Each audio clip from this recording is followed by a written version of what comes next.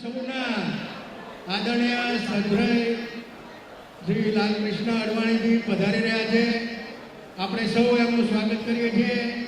ભારત માતા કી, ભારત માતા કી, ભારત માતા કી, ભારત માતા કી.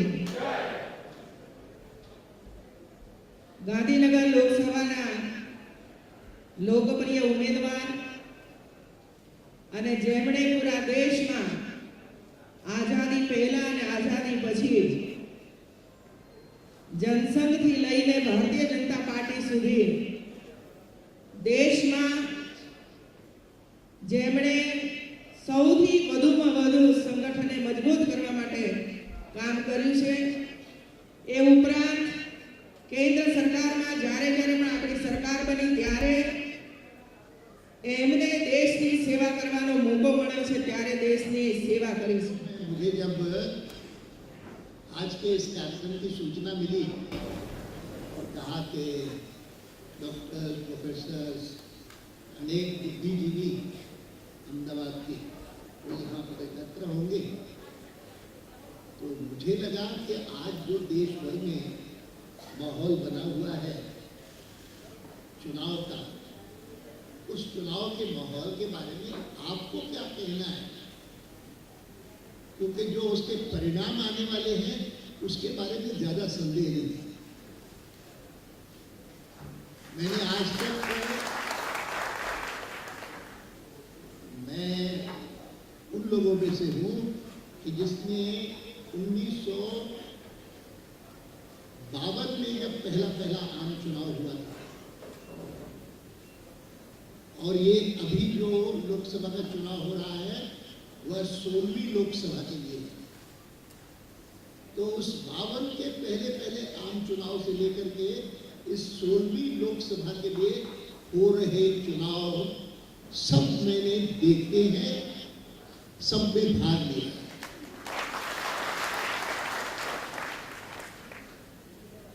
बहुत सारे लोगों को तो जानकारी नहीं होगी कि किस प्रकार से चुनाव पद्धति में भी लगातार परिवर्तन होता रहा है.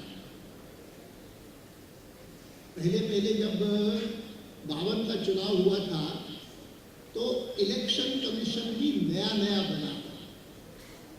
इलेक्शन कमीशन को भी अनुभव नहीं था कि कितना समय लग सकता है करोड़ों लोगों को वोट देने में. मैं पहली बात सुनाता हूं लोगों को कि आजकल तो एक मोहर लगानी होती है या बटन दबाना होता है, लेकिन पहले आम चुनाव में मान लो किसी चुनाव में और 10 कैंडिडेट खड़े हैं और 10 कैंडिडेट के अलग पार्टियां हैं, अलग चुनाव चिन्ह हैं. तो इलेक्शन कमीशन को लगा कि अब सबके अलग बैलेट पेपर होंगे, सबके अलग पार्टियां होंगी, तो इसीलिए उन्होंने 10 डिब्बे रखे. 10 कैंडिडेट हैं तो 10 बैलेट बॉक्सेस रखे जाते थे और हर एक बैलेट बॉक्स पर उस कैंडिडेट का नाम, उस कैंडिडेट का चुनाव चिन्ह और उस कैंडिडेट की पार्टी का नाम लिखा रहता था. और वोट करने वाला जो वोटर होता था वो जब जाता था अंदर तो उसको एक बैलेट पेपर दिया जाता था जो कि लगभग जैसा 1 रुपए का नोट होता है ना उस आकार का. उस पर कुछ नहीं लिखा हुआ सिवाय अशोक का जो स्तंभ है ना ग्लेस पेपर पर वो अशोक स्तंभ लगा हुआ है. ये बैलेट पेपर है और उसको इंस्ट्रक्शन भी दी जाती थी कि तुम अंदर जाओ तो जिस कैंडिडेट को वोट करना चाहते हो उस कैंडिडेट के बॉक्स को ढूंढो और उसमें ऊपर छेद होगा, उसमें से ये डाल दो और जिसका अर्थ है कि उसको वो वोट मिला. और जब डिब्बे खोले जाते थे ना तो वो वोट गिने जाते थे बाकायदा कि इसको 15 मिले, इसको 25 मिले, इसको 100 मिले. ऐसा करके गिना जाता था, और जिसको सबसे ज़्यादा वोट मिलते थे उसको जीता, उसको डिक्लेयर कर देते कि जीत गया। अब ये शुरू हुआ 1952 में। मैं उस समय भरतपुर में था। भरतपुर में हमारा एक कैंडिडेट था, एडवोकेट था कोई। यहाँ एडवोकेट्स भी बैठे होंगे, बहुत सारे बेंच पर भी बैठे होंगे। और वो वहाँ का एक सीनियर मोस्ट एडवोकेट था जिसका नाम था श्री हरिदत्त एडवोकेट। मैं, अब वो तो स्वर्गवासी हो गए, लेकिन मैं, उनके परिवार के लोग कभी कभी मिल जाते हैं ना, और मैं उनको बताता हूँ कि पहले पहले उस आम चुनाव में जो बेईमानी होती थी वो किस प्रकार की होती थी।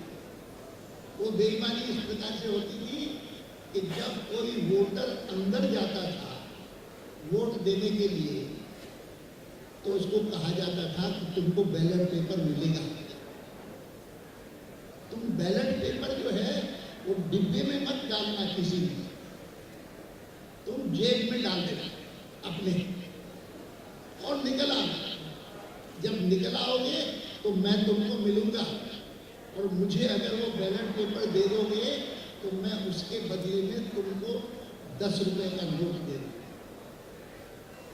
बात सोचिए कि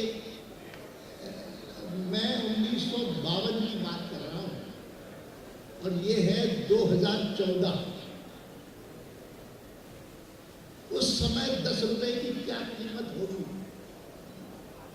मुझे अच्छी तरह से याद है कि मेरे प्राइमरी स्कूल के जो प्राइमरी स्कूल टीचर थे, उसको उन दिनों में शायद 36 या 37 रुपए मिलते थे महीने की तनख्वाह। This is 1952। और इसीलिए जिस व्यक्ति को उस कागज के बाद, जो उसको कागज मुफ्त में मिला, उसके लिए तो उसने 1 रुपया भी, 1 पैसा भी खर्च नहीं किया। उस फोकट में मिले हुए कागज के बैलेट पेपर को किसी दूसरे को देगा, और वो 10 रुपए उसको दे दे, कितनी कीमत उसको मिल गई। मैंने भ्रष्टाचार का तब का स्टैंडर्ड बहुत ऊंचा था। मैं इस बात का जिक्र इसलिए करता हूँ कि इस प्रकार की चीजें भी लोगों को ज्ञान नहीं है, फिर अनुभव हुआ तो फिर उसके बाद धीरे धीरे करके सुधरते गए। मुझे अच्छी तरह से याद है कि पाकिस्तान के जो नेता हुए हैं प्रमुख, वेल नोन, प्रसिद्ध, उनमें से भुट्टो साहब प्रधानमंत्री रहे। और वो भुट्टो जो है वो, उनके पिताजी यहाँ पर जूनागढ़ में हुआ करते थे।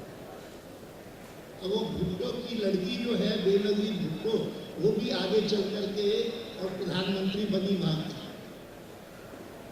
और वो भी क्योंकि सिंध की थी, सिंध की निवासी थी, भुट्टो भी सिंध के निवासी थे, तो परिचय हुआ था।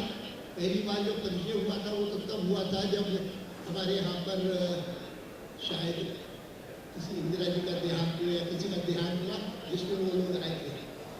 लेकिन आगे चल करके मुझसे परिचय हुआ तो मुझे पता लगा कि मैं सिंध का हूँ, तो हमेशा आती थी हमारे घर पे, भोजन करती थी और कहती थी अपनी पत्नी को कहो, कमला को कहो कि मुझे अगर सिंधी कढ़ी खिलाए तो मुझे खुशी होगी। तो आती थी। मैंने उनसे पूछा, मैंने कहा कि तुम लोग सभी अंग्रेजों के शासन में रहे, हम भी अंग्रेजों के शासन में रहे, और हमने बहुत कुछ सीखा उनसे भी। उन्होंने हम पर राज किया, ये तो सही है, और इसीलिए हम पर भरोसा नहीं करते थे, विश्वास नहीं करते थे। आपको सुनकर के ताज्जुब होगा कि मैंने अंग्रेजों के शासन में जो ट्रेनें देखी, उन ट्रेनों का मैं कभी कभी उदाहरण देता हूँ कि मैं एक बार सेंट्रल रेलवे से मैंने ट्रैवल किया, जिसको आज सेंट्रल रेलवे कहते हैं, कि जो दिल्ली से लेकर के दक्षिण को जाती है। पीछे जरा शांति रखें। और मैंने उससे ट्रैवल किया तो मैंने देखा कि वहां पर हर एक चीज पर लिखा हुआ था, नलके थे, गद्दियां थी, टॉयलेट में आईने थे, उन सब पर लिखा हुआ था। उस ट्रेन को सेंट्रल रेलवे नहीं कहते थे, उन दिनों में उसका नाम होता था जीआईपी रेलवे। जीआईपी रेलवे का मतलब हुआ ग्रेट इंडियन पेनिनसुलर रेलवे। बड़ी उम्र के लोग होंगे, उनको याद होगा। लेकिन उस पर लिखा रहता था, जीआईपी रेलवे नहीं लिखा रहता था, लिखा रहता था स्टोलन फ्रॉम द जीआईपी। अर्थात कि अंग्रेज मानता था कि भारत के लोग अधिकांश चोरी करते हैं, और अगर उन्होंने देखा कि आईना लगा हुआ है और वो उतारा जा सकता है, तो उस पर अगर हम लिख देंगे स्टोलन फ्रॉम द जीआईपी, तो घर में जाकर के लगाएगा तो सारी दुनिया जो भी आएगी उसको पता लगेगा कि चोरी करके लाया। इस प्रकार की बातें भी होती थी।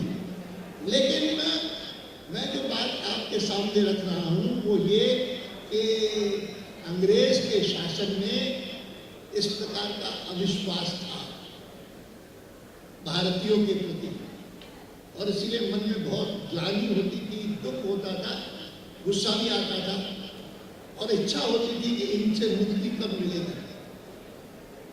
और एक दिन मुक्ति मिली 1947 में। 1947 में मुक्ति मिली, लेकिन उसके साथ साथ देश का विभाजन भी हो गया। मैं इस बात का जिक्र इसलिए कर रहा हूं कि देश के विभाजन के बाद जितना परिवर्तन होना चाहिए देश का, जितनी प्रगति होनी चाहिए देश की, जितनी उन्नति होनी चाहिए देश की, वो नहीं हुई। और उसके लिए दोष किसको दे? बहुत सारे वो लोग हैं। और मुझे एक प्रकार से खुशी है कि आज मेरी मुलाकात पहली आप जैसे बुद्धिजीवियों से हो, और उन बुद्धिजीवियों में से कितने लोगों को इस बात का एहसास है कि अगर देश की दशा आज खराब है तो जो लोग कुछ नहीं करते हैं उनका भी योगदान है। हमको वोट दिया है, अगर हम वोट सही ढंग से इस्तेमाल करें तो उसका देश को फायदा होगा। अगर इस्तेमाल न करें तो नुकसान होगा।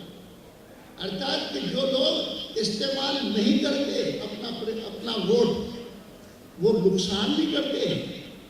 ये नहीं सोचना चाहिए कि हम क्लब में बैठे हुए, अपने हॉस्पिटल में बैठे हुए, अपने कोर्ट रूम में बैठे हुए, अगर हम केवल चर्चा करते रहें कि फलाना तो बहुत अच्छा, फलाना ठीक नहीं है, इस प्रकार से करना देश के लिए हितावह है, इस प्रकार से करना गलत है।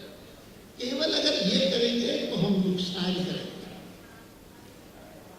मैं इसलिए खुश हूं कि आप लोगों से पहली मेरी मुलाकात हो रही है, जिसमें मुझे और कुछ नहीं कहना है कि आपको निष्क्रिय नहीं रहना है। आपके हाथ में बहुत कुछ है, आपके हाथ में बहुत कुछ है, और ये एक जो आपको ताकत दी है वोट की, ये बहुत बड़ी ताकत है। इसका सही उपयोग करना चाहिए। दुनिया के ऐसे देश हैं कि जिसमें अगर कोई व्यक्ति वोट न दे तो उसके ऊपर जुर्माना लगता है। किसी ने कहा कि एक बार मैंने पार्लियामेंट में इसका जिक्र किया तो उन्होंने कहा कौन से देश है ऐसे? तो मैंने कहा कि और किसी का पता हो या ना हो, मैं इस सदन में, मैं उस समय राज्यसभा में था, मैं इस सदन में बताना चाहता हूँ कि इटली भी एक ऐसा देश है कि जहाँ पर अगर कोई वोट न दे तो उस पर जुर्माना होता है। लेकिन हिंदुस्तान में नहीं है। हिंदुस्तान में वोट दे या न दे ठीक है। इसीलिए थोड़े दिन पहले सुप्रीम कोर्ट का एक जजमेंट आया था जिसमें उन्होंने कहा कि हिंदुस्तान में वोटिंग कंपलसरी होना चाहिए, मतदान करना अनिवार्य होना चाहिए। मतदान करना केवल अधिकार न माना जाए, कर्तव्य माना जाए। ये कोर्ट का जजमेंट था। और उसके बाद मैंने कहा कि कोर्ट ने जो कुछ कहा है वो सही है, लेकिन उसके साथ साथ जब तक जुर्माने की व्यवस्था नहीं होगी तब तक उसको पर्याप्त न माना चाहिए। क्योंकि अगर जो व्यक्ति वोट देने नहीं जाता है वो एक प्रकार से और नोटा को दबाता है, इन्होंने डाल दिया है उसमें। आप अगर none of the above NOTA, जिसका मतलब है कि जितने सारे नाम लिखे हैं बैलेट पेपर में या लिस्ट में, उनमें से हम किसी को नहीं देना चाहते। अगर नोटा को जाकर के दबाता है या नहीं जाता है, अर्थ तो वही है, उसमें कोई फर्क है नहीं। इसीलिए मैंने कहा जब तक वोटिंग कंपलसरी तब होगा जब वास्तव में न देने वाले को कोई न कोई दंड दिया जाए। और हिंदुस्तान में जहां पर इतनी बड़ी संख्या में लोग हैं जिनके पास कुछ नहीं है, जो बहुत निर्धन है, उन निर्धन लोगों को आप कोई दंड दे रहे हैं, ये कोई उचित बात नहीं है। ये वहां ठीक होगा, अमेरिका में ठीक होगा, इंग्लैंड में ठीक होगा कि जो नहीं देगा वोट उनके ऊपर $100 जुर्माना लगेगा या 50 पाउंड जुर्माना लगेगा, वहां ठीक होगा। हिंदुस्तान में ये स्थिति ठीक नहीं है। इसीलिए मैं जब से लेकर के वर्षों से, मुझे याद है कि वर्षों से राजनीति में आने के बाद अगर किसी एक विषय पर मैंने दिलचस्पी ली है, इंटरेस्ट लिया है, अध्ययन करता रहा हूँ, दुनिया के देशों में अलग अलग जो चुनाव पद्धतियां हैं उनका विश्लेषण करता रहा हूँ और उसके आधार पर सुझाव लोगों को देता रहा हूँ। अनेक मैंने लेख लिखे हैं, विस्तार से कुछ छोटी छोटी पुस्तिकाएं भी लिखी है, पार्टी के लिए प्रस्ताव भी रखे हैं। और एक बार पहले मैं जब पार्लियामेंट में आया था तो ये शायद 1971 की बात है कि जब पार्लियामेंट में एक जॉइंट पार्लियामेंट्री कमेटी बनी थी ऑन इलेक्टोरल रिफॉर्म, उसमें वाजपेयी जी भी सदस्य थे, मैं भी सदस्य था। और तब हमने अपने सारे सुझाव जो है अपने डिसेंट नोट में भी लिखे थे। उनमें एक ये भी था कि कंपलसरी वोटिंग होना चाहिए और जो वोट नहीं देता है उनको जुर्माना नहीं दे रहे, उनको अगली बार वोट का अधिकार नहीं होगा। जुर्माना देना जो है वो गरीब के लिए मुश्किल होगा, अमीर तो दे देगा, लेकिन वोट का अधिकार हर एक के लिए महत्वपूर्ण है। और ये जो लोग अपने क्लब में बैठ करके बातें करते रहते हैं और वोट करने नहीं जाते, तो उनको अगर पता होगा कि अगली बार मुझे वोट का अधिकार ही नहीं मिलेगा तो उसका कुछ थोड़ा बहुत कंस्ट्रेंट होगा, उसका कुछ सदप्रभाव पड़ेगा। उसी प्रकार से मैं मानता हूं कि हिंदुस्तान जैसे देश में वोट देने वाला या इलेक्शन लड़ने वाला उसको करोड़ों रुपए खर्च करने पड़े, ये अनर्थ है, बहुत बहुत बड़ी बात है। ऐसा नहीं होना चाहिए। शुरू में मुझे याद है कि बहुत थोड़ा खर्चा होता है, अब कितना खर्चा होता है कल्पना नहीं हो सकता। और इसीलिए मैं तब से लेकर के कहा करता हूं कि हिंदुस्तान में इलेक्शन ग्रांट्स मिलनी चाहिए पॉलिटिकल पार्टी को। लाखों रुपए खर्च करें, किसके पास आएगा पैसा? नहीं होगा। ऐसी तो कई चीजें हम करते रहते हैं। आज मैं आपको कहने आया हूं और बाकी बातें भूल जाइए। कंपलसरी वोटिंग को मान करके और वोट करने में कोई चूके नहीं। मैं बधाई देता हूं गुजरात प्रदेश की सरकार को और गुजरात प्रदेश की असेंबली को, जिन्होंने हिंदुस्तान में सबसे पहले कंपलसरी वोटिंग की व्यवस्था की। ये बात अलग है कि गवर्नर ने उसको हस्ताक्षर नहीं किए, इसीलिए वो इम्प्लीमेंट नहीं हुआ, लेकिन काम बहुत उचित हुआ है। और एक बार नहीं 2 बार किया है, विधानसभा में पारित किया है और कहा है कि हर एक को वोट देना चाहिए। उन्होंने व्यवस्था क्या की आगे कि अगर कोई वोट नहीं देगा तो उस पर दंड क्या होगा, जुर्माना क्या होगा, मैं नहीं जानता हूँ, लेकिन इतना मैं जानता हूँ कि प्रस्ताव पारित किया। और आज के इस अवसर पर मैं अपने पत्रकार भाइयों को भी कहूँगा, इसको हाईलाइट करें कि गुजरात एकमात्र विधानसभा है जिसने वोटिंग को कंपलसरी किया है।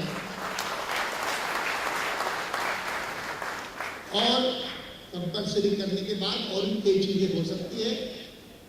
मैं मानता हूं कि हिंदुस्तान में जब 1950 में भारत का संविधान बना और पार्लियामेंट्री डेमोक्रेसी को स्वीकार किया गया, तो ऐसे लोग थे दुनिया में कि जिन्होंने बहुत मजाक उड़ाया था और कहा कि हिंदुस्तान में क्या डेमोक्रेसी होगी, कैसे डेमोक्रेसी होगी, जिस देश में करोड़ों लोग ऐसे हैं कि जिनको अपना नाम तक लिखने नहीं आता, नाम हस्ताक्षर करने की बजाय अंगूठा लगाते हैं। दुनिया के कितने देश हैं कि जहां पर लोग सिग्नेचर की बजाय अंगूठा लगाते हो? हिंदुस्तान में बहुत है, अभी भी है। और इसीलिए जो जो हमारी सरकारें खास कोशिश करती है कि कोई व्यक्ति न रहे कि जो निरक्षर हो, जो इलिटरेट हो, जिसको अपना नाम साइन करने ना आता हो, हर एक अपना नाम साइन करे। और शुरुआत एक प्रकार से इसी गुजरात में की कि जब हमारे यहाँ के सब एमपीज को कहा गया, सब एमएलएस को कहा गया और सब अधिकारियों को कहा गया कि एक एक गांव में जाकर के गुजरात के पता लगाइए कि कौन सी लड़की स्कूल में नहीं जाती और हर एक लड़की स्कूल में जाए, इसकी व्यवस्था करो। हर एक व्यक्ति को पढ़ना लिखना आए, इसकी व्यवस्था करो।